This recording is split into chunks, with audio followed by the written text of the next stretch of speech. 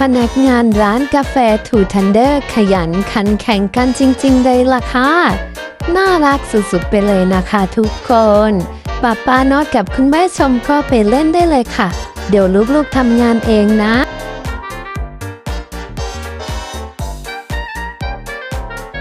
เรียกว่าทำงานกันเป็นระบบเป็นทีมเลยล่ะค่ะทุกคนค่ะ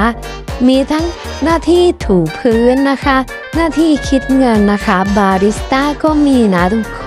นแบ่งหน้าที่การทำอย่างเป็นระบบน่ารักสุดๆเลยล่ะค่ะ